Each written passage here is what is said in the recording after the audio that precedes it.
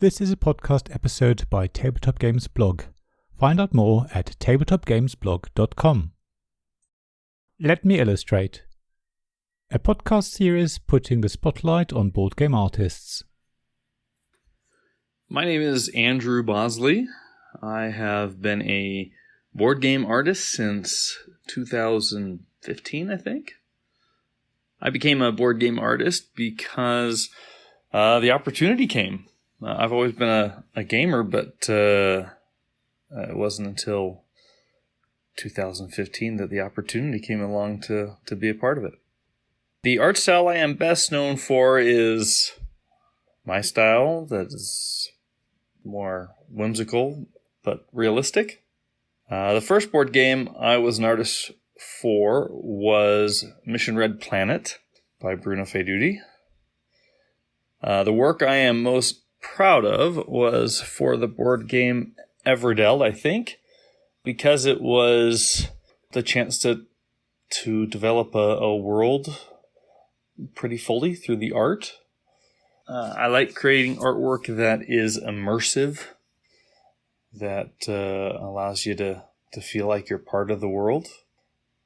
I get my inspiration from lots of different things, from great photography, other great illustrators, nature, strange things like railway posters and hand-painted signs and wacky stuff like that. I think the most important part of making artwork for board games is supporting the gameplay, because that's certainly what's most important. But another important part is creating something that's engaging, of course, and allows people to experience the world of the board game, maybe forget that they're just sitting at a table for a few hours. I think the most challenging part of making artwork for board games is that immersive element. I think there's specific things that make that illusion possible, and I think that's what all my training and experience over the years has helped me to accomplish, but it's not an easy thing. The longest I worked on art for a board game was probably Everdell. Tapestry was pretty close. I think they both took around 3 or 4 months to do. In my view, more board game art should try to engage the players a little bit more.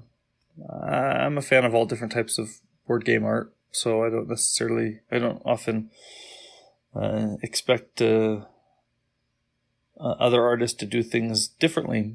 But I like artwork that is more supportive of the theme and its style. The artist whose style I admire the most is probably Vincent Dutrait, if we're talking board game artists. But and there's a lot in the board game industry that I admire. My favorite color is green. What very few people know about me is I'm a wannabe ukulele player.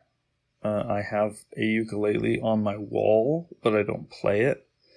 But I think in my head that I probably would be a ukulele genius, but I don't know how to play it yet.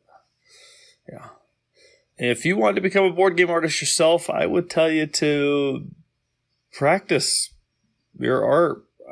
Being a board game artist is no different than being an artist in any other field. You want to be the best that you can, so it just takes practice and hard work.